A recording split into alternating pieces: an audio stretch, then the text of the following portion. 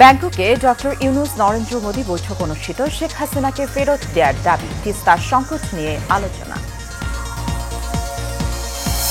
সরকারের কাছে অগ্রাধিকার পাচ্ছে জাতীয় নির্বাচন, সংস্কার শেষে ভোট বিমস্টেক সম্মেলনে বললেন প্রধান উপদেষ্টা।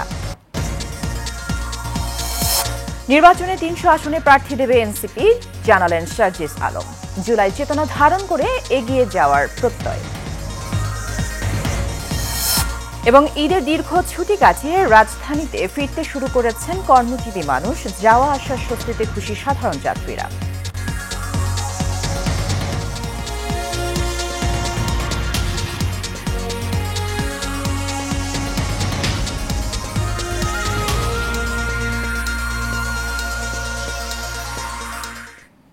স্বাগত এশিয়ান নিউজে।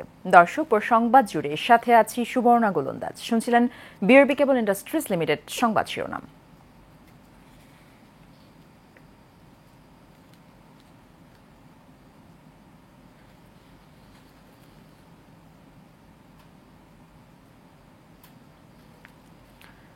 থাইল্যান্ডের রাজধানী ব্যাংককে প্রধান উপদেষ্টা ডক্টর মোহাম্মদ ইউনূস ও ভারতের প্রধানমন্ত্রী নরেন্দ্র মোদীর মধ্যে বৈঠক অনুষ্ঠিত হয়েছে।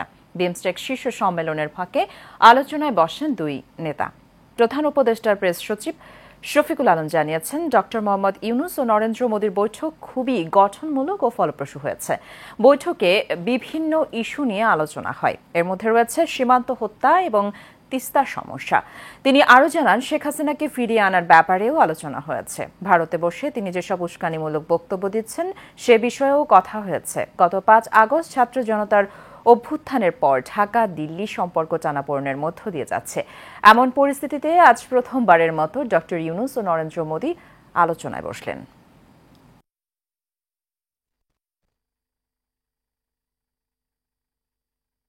শেখ হাসিনা প্রত্যর্পণ বিষয়ে কথা হয়েছে। শেখ হাসিনা যে ওইখানে বসে অনেক ধরনের ইনসেন্ডিয়ারি কমেন্ট করছেন সেগুলো বিষয়ে কথা হচ্ছে।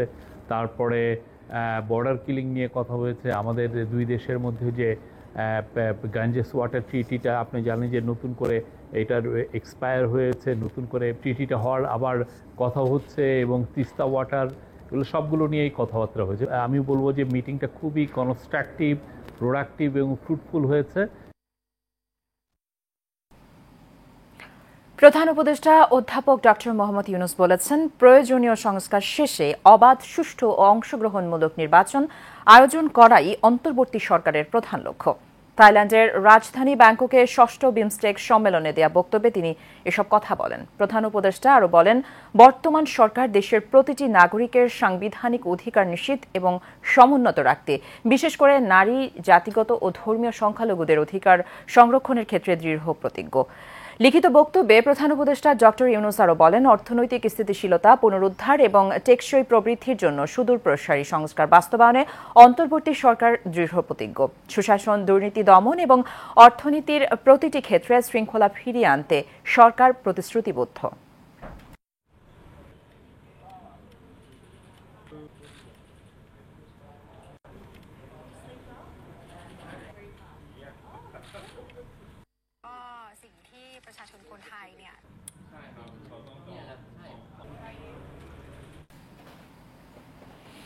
জাতীয় নাগরিক পার্টি বা এনসিপি আগামী সংসদ নির্বাচনে ৩০০ আসনে প্রার্থী দিতে প্রস্তুত বলে জানিয়েছেন দলের উত্তরাঞ্চলের মুখ্য সংগঠক সার্জিস আলম। রংপুর নগরীর কেরামতিয়া মসজিদে জুমার নামাজ শেষে সাংবাদিকদের প্রশ্নের জবাবে সব কথা বলেন তিনি। সার্জিস আলম বলেন, বিগত ১ যুগ ধরে রাজনীতি প্রকৃতপক্ষে গণমানুষের রাজনীতি ছিল না। রাজনীতি ছিল টাকা দিয়ে মনোনয়ন কেনা এবং রাতের অন্ধকারে ভোট কারচুপির মাধ্যমে নির্বাচিত হয়ে সংসদে যাওয়া। এনসিপি যদি জনগণের প্রত্যাশা অনুযায়ী কাজ করতে পারে তাহলে জনগণের তাদের রায় দিয়ে সংসদে নিয়ে যাবে বলেও মন্তব্য করেন সার্জিস আলম।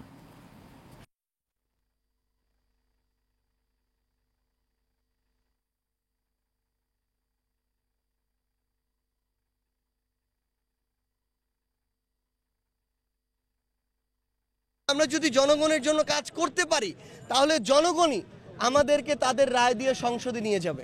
আমাদের জায়গা থেকে সর্বোচ্চ চেষ্টা করব যেন যোগ্য, সৎ এবং দেশপ্রেমিক প্রার্থীদেরকে আমরা ৩০০ আসনে মনোনয়ন দিতে পারি। লক্ষ্য আমাদের 300 আসন, আমরা সর্বোচ্চ চেষ্টা করে যাব, তবে এটি বড় একটি চ্যালেঞ্জ। আমরা মনে করি এই অন্তর্বর্তীকালীন সরকার জনগণের যতটুকু প্রাপ্য, এই রংপুর বিভাগের মানুষের ততটুকু প্রাপ্য তাদের জন্য অবশ্যই বরাদ্দ রাখবে, এবং আমরা সেই আস্থাটুকু এই অন্তর্বর্তীকালীন সরকারের উপর রাখতে চাই। একটা জিনিস কি, বৈষম্য করে, অন্যায় করে, অত্যাচার করে বেশি দিন যে টিকে থাকা যায় না, তার উপযুক্ত প্রমাণ হচ্ছে খুনি শেখ হাসিনা। রাজধানীতে অটোরিকশার দৌরাত্ম্য দিন দিন বেড়েই চলছে। পাড়া মহল্লা ছেড়ে এখন দাপিয়ে বেড়াচ্ছে প্রধান সড়কগুলোতে। কখনো কখনো এসব অটোরিকশাকে ফ্লাইওভারেও চলতে দেখা যায়। পরিবহন বিশেষজ্ঞরা বলছেন, অটোরিকশার দৌরাত্ম্য না কমাতে পারলে হুমকির মুখে পড়বে পরিবহন খাত। ব্যাটারি চালিত অটোরিকশা দ্রুত বন্ধ করতে সরকারকে পরামর্শ দিচ্ছেন তারা। মোহাম্মদ শাহজাহানের ক্যামেরায় নূর মোহাম্মদ ভুইয়ার রিপোর্টে দেখুন বিস্তারিত। পরিবারের সঙ্গে ঈদ উদযাপন করতে রাজধানী ছেড়ে এখন গ্রামে অবস্থান করছে লাখ লাখ মানুষ। ফলে কোলাহলমুক্ত হয়ে পড়েছে ব্যস্তনগরী ঢাকা। আর সেই সুযোগকে কাজে লাগাচ্ছে ব্যাটারি চালিত অটোরিকশা। পাড়া মহল্লা ছেড়ে এখন দাপিয়ে বেড়াচ্ছে প্রধান সড়কগুলোতে। এটি রাজধানীর বিজয় সরণির চিত্র। দেখে মনে হচ্ছে হনহন করে ছুটে চলছে পঙ্খিরাজগুলো। এগুলো চালকরা এতটাই বেপরোয়া যে তারা মানছে না ট্রাফিক সিগন্যাল। ঢাকা মহানগর ট্রাফিক বিভাগের তথ্যে বলছে, ঈদের আগে পরে 5 দিনে অটোরিকশার কারণে 50টিরও বেশি দুর্ঘটনা ঘটেছে, যাতে আহত হয়েছে শতাধিক মানুষ। ভুল হয়ে গেছে, ভুল হয়ে গেছে, ভুল হয়েছে, এটা স্বীকার করতে বলা, ভুল হয়ে গেছে। অবৈধ গাড়ি টাউনে চলার নিষেধ, চলবে না। আগে যেভাবে চলছিল নিচে দিয়ে নিজেরা চলতে পারবো, উঠবো উঠতে পারবো না, এটা অন্য কাজ করণ যাবো না। ঠিক আছে, ঈদগাঙ্গা বাজার গাড়ির চাপ কমে কারণে আছে, না তাই তো শুধু তো ঈদের পরে তো বাচ্চা কাচ্চারা ঘুরতে পেরেছি, রিক্সাও আপনার ট্রাফিকিং নাই, বর্তমানে ট্রাফিকিং নেই, যার জন্য আমরা ঘুরতে পারতেছি আর কি। অটোরিকশার দৌরাত্ম্য না কমাতে পারলে হুমকির মুখে পড়বে পরিবহন খাত। সরকারের রাজস্ব আয়ও কমতে পারে। ছোট ছোট গাড়িকে তার বিচরণ ক্ষেত্রে আমাকে নিয়ন্ত্রণ করতে হবে, সংখ্যাগত নিয়ন্ত্রণ করতে হবে।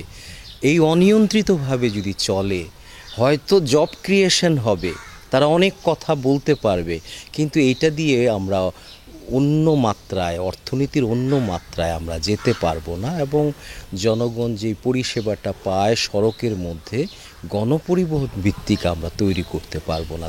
শিগগিরই অটোরিকশা বন্ধ করতে সরকারকে পরামর্শ দেন এই বিশেষজ্ঞ। দিন যত যাচ্ছে সরকার অত্যন্ত দুর্বল হয়ে যাবে এই সংখ্যাগত মাস পিপুলের জন্য। তারা অনেক কিন্তু অচল করে দিতে পারে। তারা একটা মব মুভমেন্ট করে অন্য গাড়িকেও বাধা দিয়ে দিচ্ছে এই জায়গায়। তো এগুলি আমার মনে হয় এই গাড়িগুলিকে নিয়ন্ত্রণ করার জন্য কৌশলগতভাবে বলতে হবে, ঠিক আছে, তোমরা প্রধান সড়কে আসতে পারবা না, উচ্চমানের সড়কে আসতে পারবা না। সড়কে শৃঙ্খলা ফেরাতে অটোরিকশা বন্ধে পাড়া মহল্লা সোসাইটি গঠনের মাধ্যমে নাগরিক সমাজকে প্রতিরোধ গড়ে তোলার আহ্বান জানান অধ্যাপক ডক্টর শামসুল হক। আমরা তো ঠেকা দিয়ে পরিবহনটাকে চালাচ্ছি, যখন যেটা দরকার হচ্ছে ঠেকা দিচ্ছি। বিজ্ঞান বলে এটা ঠেকার জিনিস না, সামনে কি আসতেছে আমি জানি, কারণ আমি তো পেশাদার। সেইটা আসার আগে আগে আমাকে কি আয়োজন করতে হবে, গণপরিবহনটাকে আয়োজন করতে হবে। নূর মোহাম্মদ ভুঁইয়া, এশিয়ান টেলিভিশন, ঢাকা। ঈদের ছুটি কাটিয়ে রাজধানীতে ফিরতে শুরু করেছেন মানুষ। পরিবার পরিজনের সাথে কাটানো ঈদ আনন্দের রেশ এখনও রয়েছে তাদের চোখে মুখে। অন্যবারের তুলনায় ঈদযাত্রা স্বস্তির হওয়ায় খুশি যাত্রীরা। এদিকে কমলাপুর রেল স্টেশন থেকে আজও রাজধানী ছেড়েছেন অনেকেই। বিস্তারিত জানাচ্ছেন সাইফুল ইসলাম নয়ন। ঈদুল ফিতরের দীর্ঘ ছুটি শেষে রাজধানীতে ফিরতে শুরু করেছেন কর্মজীবী মানুষ। ঝক্কি ঝামেলা এড়াতে ছুটি শেষ হওয়ার আগেই তারা ফিরছেন রাজধানীতে। এদিকে এখনও অনেকেই যাচ্ছেন রাজধানী ছেড়ে। অন্য বছরের তুলনায় এবার অনেকটাই স্বস্তিতে কেটেছে ঈদের ছুটি, তাই সাধারণ মানুষও বেশ খুশি। ট্রেন যে টাইমে যাওয়ার কথা ছিল এই টাইমে তো যাইতে পারতেছে না, 9:30 ছিল, লেট হয়ে গেছে। এটাই হলো, আর এমনি ভালোই সব কিছু মিলে এবার ঈদ তো ভালোই মানে গেছে। ঈদ ভালোই কাটলো। আসলে চাকরিজীবী মানুষ, তো প্রাইমারিতে জব করি, তো সেই সূত্রে অনেকটা বন্ধ ছিল। তারপরে হচ্ছে বাবার বাড়িতে গেলাম, ওইখানে সবার সাথে খুব ভালো একটা সময় কাটালাম। এখন হচ্ছে আবার কর্মজীবন শুরু হয়ে যাবে, সেই সূত্রে আবার যাওয়া। বাসায় আসছি ঈদ করার জন্য গ্রাম থেকে, তো বাসায় যাচ্ছি, আলহামদুলিল্লাহ অনেক ভালো লাগছে। ঈদ আল্লাহর রহমতে ভালো কেটেছে। মানে একটু ভয় ছিল যে জামালপুর থেকে ঢাকা আসছি, দেশের পরিস্থিতি তো তেমন ভালো দেখি না, তো এসে ওরকম আসলে কোনো মানে ইসের মধ্যে পড়তে হয় নাই। আলহামদুলিল্লাহ সব মিলিয়ে ভালো কেটেছে আর কি। ট্রেনের শিডিউলে তেমন জটিলতা নেই বলে জানিয়েছেন কমলাপুর রেল স্টেশনের স্টেশন ম্যানেজার। ঈদ যাত্রার প্রথম দিন থেকে এখন পর্যন্ত, গতকালকে পর্যন্ত আপনি কয়টা ট্রেন লেট গেছে? আমাদের আজকে এখন পর্যন্ত কোনো ট্রেন লেট যায় নাই। টিকিট বিক্রির জটিলতার কারণে কোনো ট্রেন ডিলে হওয়ার কোনো সুযোগ নাই, কারণ আমাদের টিকিট বিক্রির বিকল্প ব্যবস্থা ছিল, বিপিটি ব্যবস্থা ছিল, পেপার টিকিটের ব্যবস্থা ছিল, কোনো রকমের সুযোগ নেই। ঈদে বাড়ি যাওয়ার মতো রাজধানীতেও ফেরা হবে স্বস্তিতে, এমনটাই আশা সাধারণ যাত্রীদের। বছর লম্বা ছুটিতে ঈদ উদযাপন পরিবারের সাথে একত্রে করতে পেরে অনেকটাই আনন্দিত নগরবাসী। তবে জীবিকার তাগিদে কর্মস্থলে ফিরছেন তারা। আগামী দিনগুলো সুস্থ এবং সুন্দরভাবে কাটবে এমনটাই প্রত্যাশা সাধারণ মানুষের। সাইফুল ইসলাম নয়ন, এশিয়ান টেলিভিশন, ঢাকা। দলমত নির্বিশেষে বাংলাদেশকে তার কাঙ্ক্ষিত গন্তব্যে পৌঁছে দেওয়ার লক্ষ্যে কাজ করছে বিএনপি, এমনটাই জানিয়েছে দলটির প্রচার সম্পাদক সুলতান সালাউদ্দিন টুকু। সকালে স্বাধীনতা দিবস উপলক্ষে আয়োজিত সবার আগে বাংলাদেশ কনসার্টের স্থান পরিদর্শন শেষে সব কথা বলেন তিনি। টুকু জানান, দেশি সংস্কৃতিকে জাতির সামনে তুলে ধরতেই এই আয়োজন করেছেন তারা। মোশাররফ তালুকদারের ক্যামেরায় কাউসার আহমেদের রিপোর্টে দেখুন বিস্তারিত। স্বাধীনতার সঠিক ইতিহাস তরুণ প্রজন্মের সামনে তুলে ধরতে একই দিনে একই সময়ে দেশের 4টি স্থানে আয়োজন করা হবে স্বাধীনতা কনসার্ট। ঢাকার মানিক মিয়া অ্যাভিনিউতে আয়োজিত সেই স্থান পরিদর্শন করলেন আয়োজক কমিটি। পরে সাংবাদিকদের সামনে কথা বলেন সবার আগে বাংলাদেশের কোষাধ্যক্ষ বিএনপির প্রচার সম্পাদক সুলতান সালাউদ্দিন টুকু। জানান, বিদেশি সংস্কৃতির দাপটে হারিয়ে যাওয়া বাংলাদেশের সংস্কৃতিকে ফিরিয়ে দিতেই এই আয়োজন। বাংলাদেশকে আমাদেরকে জাগ্রত করতে হবে, বাংলাদেশকে আমাদেরকে প্রথমে তুলে ধরতে হবে, সকলকে মিলেই এই দেশটিকে আমরা এগিয়ে নিয়ে যাব। এই চিন্তা থেকেই বাংলাদেশের যে শিল্পীবৃন্দ আছে তাদেরকে ব্যান্ডিং করার জন্যই বিএনপি নেতা বলেন, দেশের স্বার্থে যারা জাতীয়তাবাদী দলের বিরোধিতা করেছিল তাদেরকেও মূল্যায়ন করবে তার দল। আমরা চাই সকলেই মিলে এই বাংলাদেশটিকে এগিয়ে নিতে চাচ্ছি। আমরা দলগত দিক থেকে কিন্তু এটা বিবেচনায় নিচ্ছি না, আমরা নিচ্ছি বাংলাদেশ হিসাবে বিবেচনায় নিয়েছি। এই বাংলাদেশের সকলকেই আগামী দিনে দেশপ্রেমে উদ্বুদ্ধ হয়ে দেশের পক্ষে কাজ করতে হবে, কারো ব্যক্তির পক্ষে যাতে কেউ কাজ না করে, সেই জন্যই কিন্তু আমাদের এই উদ্যোগ। 11 এপ্রিল ঢাকা সহ 4টি বিভাগীয় শহরে 3টা থেকে 9টা পর্যন্ত চলবে এই কনসার্ট। যার চিন্তা থেকে সবার আগে বাংলাদেশ। কাউসার আহমেদ, এশিয়ান টেলিভিশন, ঢাকা।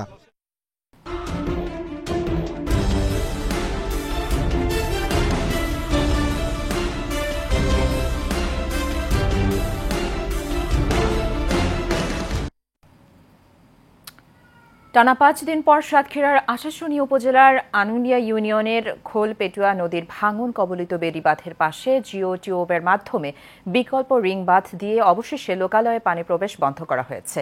পানি উন্নয়ন বোর্ডের তত্ত্বাবধানে এবং সেনাবাহিনীর সার্বিক সহযোগিতায় আজ দুপুর থেকে পানি লোকালয়ে প্রবেশ বন্ধ হয়েছে। পানি উন্নয়ন বোর্ড কর্তৃপক্ষ, নিয়োজিত ঠিকাদারের লোকজন এবং সেনাবাহিনীর দুটি টিম বিগত 3 দিন ধরে অক্লান্ত পরিশ্রম করে জিও টিউবের মধ্যে বালি ভরে সেখানে বিকল্প রিংবাঁধ নির্মাণের চেষ্টা করে আসছেন। অবশেষে আজ তারা রিংবাঁধটি বাঁধতে সক্ষম হয়েছেন। এর ফলে শুক্রবার দুপুর থেকে ভাঙন কবলিত বেড়িবাঁধ দিয়ে আর লোকালয়ে পানি প্রবেশ করছে না। আর লোকালয়ে পানি ঢোকা বন্ধ হওয়ায় কিছুটা স্বস্তি ফিরেছে ভাঙন কবলিত মানুষের মাঝে।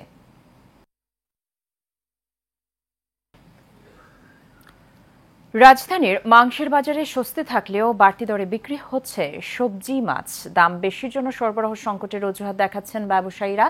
80 টাকার নিচে মিলছে না সবজি। বিক্রেতারা বলছেন, ঈদের ছুটির কারণে বাইরে থেকে খুব বেশি পণ্য আসছে না, তাই আড়তে দাম বাড়তি।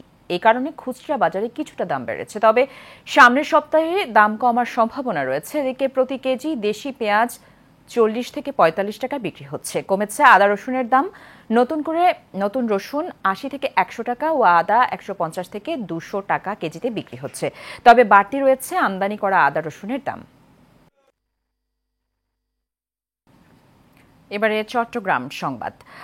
চট্টগ্রামের কুলগাঁও এলাকায় আল্লামা কাজী মোহাম্মদ আহসানুজ্জামান হাশেমি রহমাতুল্লাহ ও মুফতি কাজী মোহাম্মদ আমিনুল ইসলাম হাশেমি রহমাতুল্লাহর বার্ষিক ওরস শরীফ উপলক্ষে ফ্রি চিকিৎসা ক্যাম্প, খতনা ও ঔষধ বিতরণ সহ দুদিন ব্যাপী বিভিন্ন কর্মসূচি পালন করেছে আল আমিন হাশেমি দরবার শরীফ। নগরীর আহসান মঞ্জিল বাজিদ জালালাবাদ এলাকায় আজ ও আগামীকাল দুদিন ব্যাপী এই কর্মসূচি চলমান থাকবে। আল আমিন হাশিমের দরবারের পীর আল্লামা সাদিকুর রহমান হাশিমের সভাপতিত্বে উক্ত আলোচনা সভায় বক্তব্য রাখেন আল্লামা শাহিদুর রহমান হাশিমি, খালিদুর রহমান হাশিমি, শফিউল আলম, নাজমুল হাসান সহ আরও অনেকে। ফ্রি চিকিৎসা সেবার মধ্যে ছিল কার্ডিওলজি, নিউরোসার্জারি, অর্থোপেডিক্স, গাইনি, নাক কান গলা, চক্ষু সহ বিভিন্ন রোগের চিকিৎসা।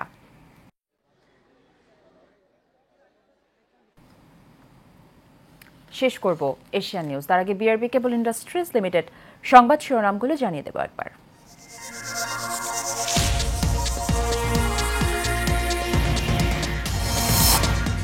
ব্যাংককে ডক্টর ইউনুস নরেন্দ্র মোদী বৈঠক অনুষ্ঠিত, শেখ হাসিনাকে ফেরত দেওয়ার দাবি, তিস্তা সংকট নিয়ে আলোচনা। সরকারের কাছে অগ্রাধিকার পাচ্ছে জাতীয় নির্বাচন, সংস্কার শেষে ভোট বিমস্টেক সম্মেলনে বললেন প্রধান উপদেষ্টা। নির্বাচনে ৩০০ আসনে প্রার্থী দেবে এনসিপি, জানালেন সার্জিস আলম। জুলাই চেতনা ধারণ করে এগিয়ে যাওয়ার প্রত্যয়। এবং ঈদের দীর্ঘ ছুটি কাটিয়ে রাজধানীতে ফিরতে শুরু করেছেন কর্মজীবী মানুষ, আসা যাওয়ার স্বস্তিতে খুশি সাধারণ যাত্রীরা। এশিয়ান নিউজ এ পর্যন্তই। আমাদের পরবর্তী সংবাদ দেখার আমন্ত্রণ রইল। ধন্যবাদ সাথে থাকার জন্য।